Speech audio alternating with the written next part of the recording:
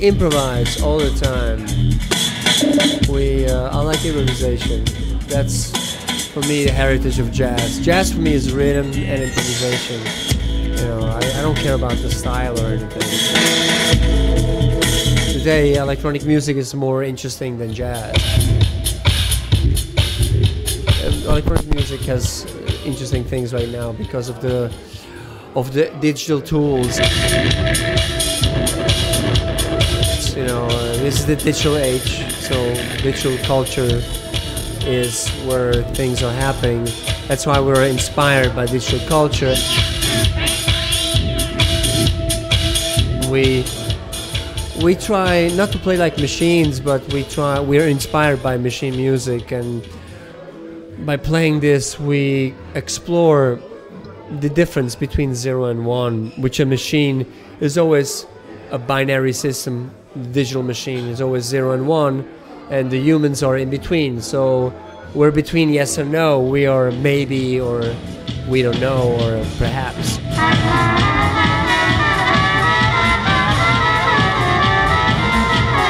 So we are beyond intuition, but we are intention. Beyond the intention, we are where intuition is, and intuition is improvisation, and that's what we do. In any music, if it's jazz or electronic music, we can do that. Well, machine cannot do that.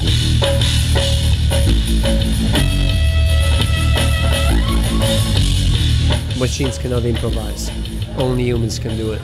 So by playing electronic music and improvise with it, we create, we cross-examine the role of the performer in the digital age. That's what we do.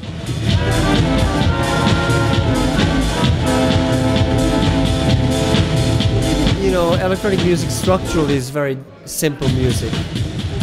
Jazz is very complex music. Electronic music is very simple. So we use the building blocks. It's not so difficult to do that, and we play together a lot. So playing together is improvising together. So we communicate. The drums is a communication instrument. That's why it was invented. The first drums in the civilization started to appear at the same time when humans started to use language. They communicate with language. At the same time the drums came. The first drum rhythm was a simulation of speech patterns, and because the amplitude of the drums is very loud, we use the drums to communicate as signals, to gods and spirits, or to fellow tribe members for hunting, or the troops on the battlefields. We use drums. In the modern times, we use drums not to use signal literally, but more in an abstract way to communicate cultural values and aesthetics.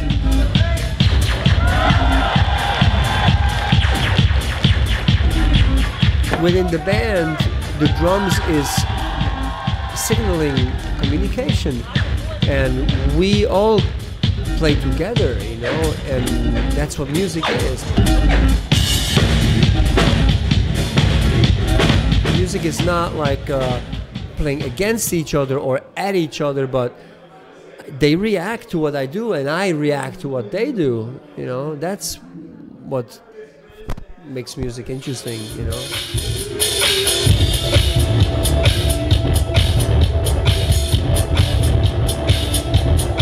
Mostly it's my aesthetic and emotional concern. Aesthetically, okay, I represent something that is anti-cyclic, it's not in the mainstream, it's like we are revolutionaries, go against things that we believe are pointless or empty. We have a concern, which is aesthetic but emotional too, and I guess this is what I try to communicate. I want to energize people with what we do, and I want to wake people up. It's important what people experience while they see me play or see us play. But what's more important to me is how people listen to music after they see us play.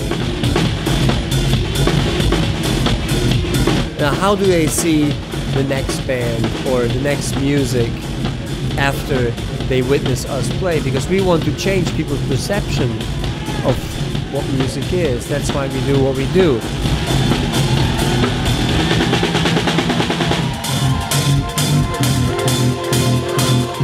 We don't do what everybody else does. We don't. Also, I understand that to a certain degree what we do is difficult for people to understand sometimes, because we don't give them the moment to hold on to of the things that they know.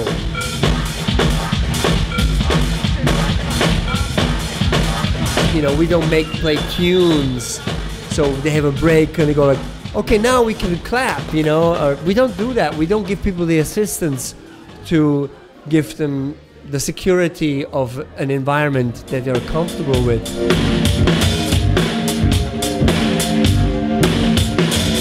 I think it's important because people don't do this anymore. Jimi Hendrix, he did something that he confronted people with something that they didn't know. And Charlie Parker did the same thing, and Duke Ellington did the same thing, and Louis Armstrong did the same thing. And the Beatles did the same thing, and Kraftwerk did the same thing, and Aphex Twin did the same thing. You confront people with something new. Maybe they don't understand it, you know. You have to make that risk. Today, culturally, unfortunately, not so many people do this. So we like to do that, you know. We take something out of electronic music and confront people with the human element, you know, and try to show people that the human element is still important, and it's not just a machine. It's not just this, you know. We like this, you know. This is magical and it gives us a lot of opportunities, but it's a compromise. It's not ESP. It's very similar to ESP, but it's not ESP, you know. So we still have something which is magical, which is a human being, you know, and that's what we celebrate with our music. That's what I try to communicate to people.